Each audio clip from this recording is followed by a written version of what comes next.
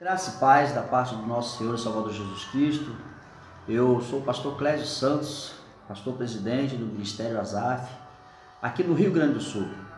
Quero agradecer a você por estar nos assistindo através do nosso canal no YouTube.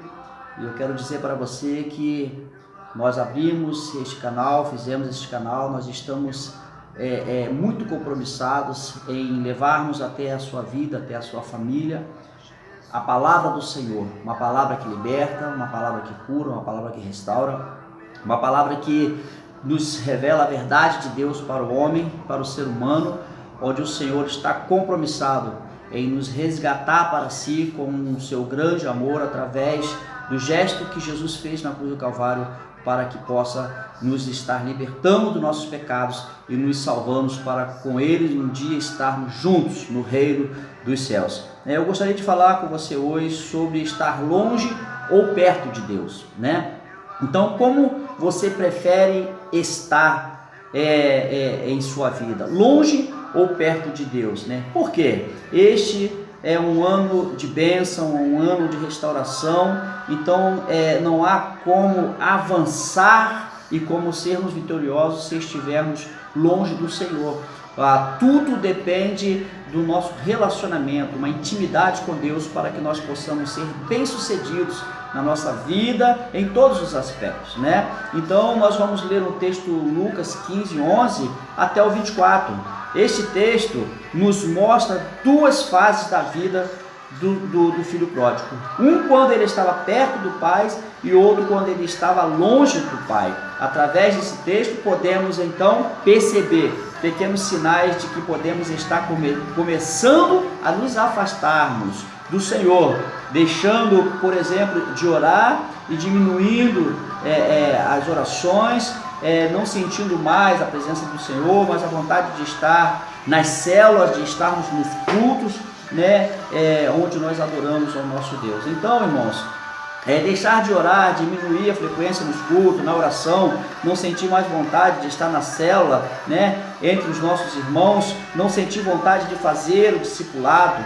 mudar o lugar que costuma se sentar. Às vezes estamos acostumados a estar ao lado do irmão, nós passamos já não nos afastar daquele irmão, já não temos mais aquela intimidade, aquela proximidade que tem se perdido no meio dos dias, no meio do caminho. Então, vamos avaliar a fase do filho pródigo quando ele estava longe de Deus, né? Ele se afastou pela atração para viver as coisas ou as experiências do mundo. No versículo 12 nos fala sobre isso. Ele poderia fazer o que quisesse sem a cobrança do pai.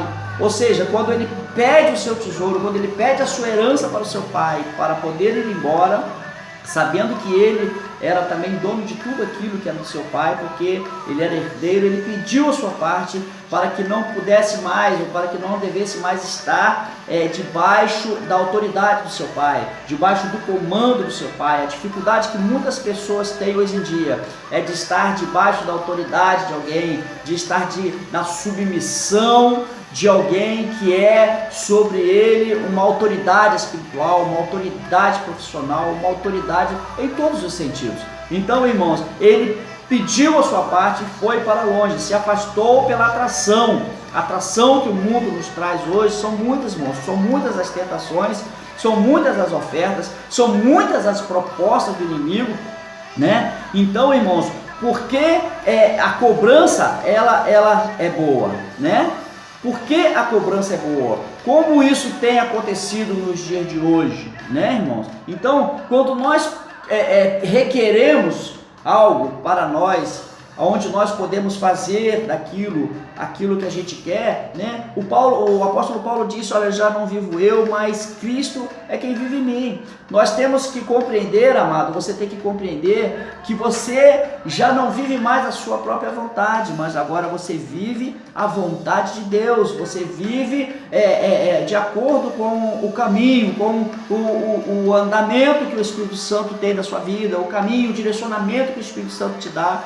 Então nós vivemos hoje, ou devemos viver, a vontade de nosso Deus, que muitas das vezes confronta-se com a nossa vontade.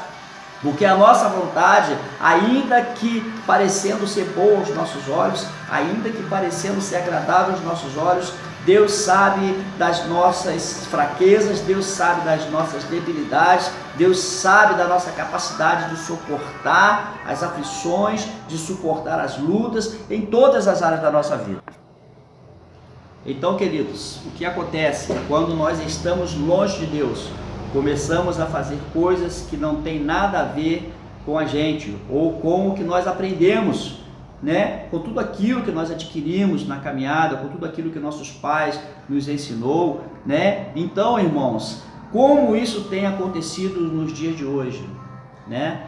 O filho pródigo viveu uma vida sem regras e passou necessidade num país de estrangeiros, né? O que esta passagem pode estar querendo nos ensinar? Quando estamos longe de Deus, começamos a fazer as coisas que não tem nada a ver com as nossas origens, não tem nada a ver conosco, ou com o que aprendemos, ou que nos leva a viver situações, situações ruins e situações difíceis. Ele preferiu andar com quem acabou levando para uma queda ainda maior, né? Chegando a uma situação deplorável ao fundo do poço. Porque não devemos andar com pessoas, né, sem propósito de crescer em Deus, né? O Salmo 1 fala que nós não devemos nos assentar na roda dos escarnecedores, não devemos nos deter nos seus caminhos, né? E nem ter conselhos dele. Então, o que pode um homem ímpio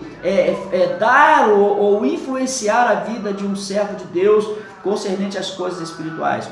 O homem que vive no pecado, o homem que não tem uma visão de Deus, o homem que não tem um esclarecimento de Deus, não pode trazer para a sua vida. O filho pródigo, ele estava no meio de pessoas ímpias, pecadoras. Enquanto ele tinha dinheiro, enquanto ele tinha recurso, enquanto ele tinha alguma coisa para oferecer a eles, né, que era uma falsa aparência, né, ele pensava que tinha amigos, mas ele tinha pessoas que simplesmente olhavam para ele e valorizavam aquilo que ele tinha, não quem realmente ele era. As pessoas muitas das vezes olham para ti, querido, por causa do teu carro, por causa do teu dinheiro, por causa da tua aparência, por causa da tua roupa, porque você anda da hora hoje em dia. Então, as pessoas não olham para você de acordo com o que você de fato é.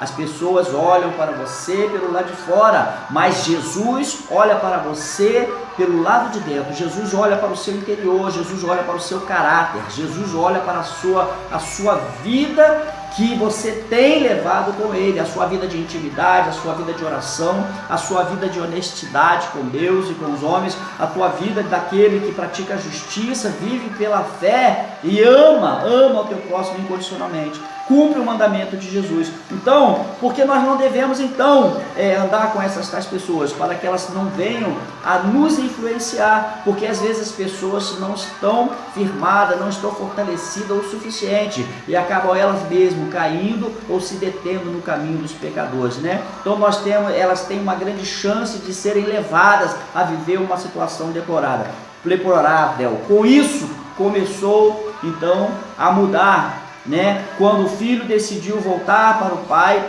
e quando isso aconteceu, quando a ficha dele caiu.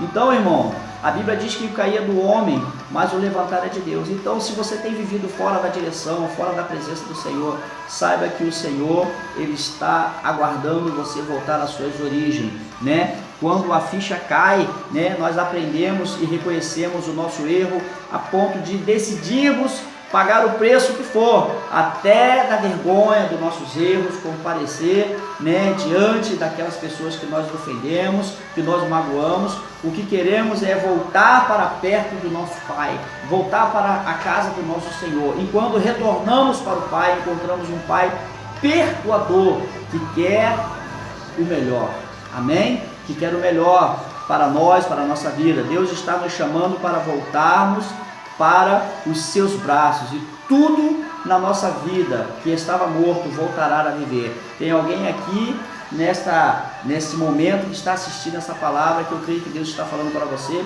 Volte à presença do Senhor, volte para a casa do Senhor, meu amado, porque este mundo não tem nada para nos oferecer mais, né? O mundo, como diz a palavra, jaz no maligno, e o Senhor tem uma bênção para a sua vida. Eu queria pedir que você, se você gostou desta palavra, se você quer curtir, curta. Se você quiser, se inscreva no nosso canal. Eu vou estar preparando algum material, falando de discipulado, falando de cuidarmos de vida, de alma. Que Deus abençoe a sua família, abençoe a sua vida e que você possa estar conosco, né, nos acompanhando, e que Deus abençoe você, meu amado, em nome do Senhor Jesus.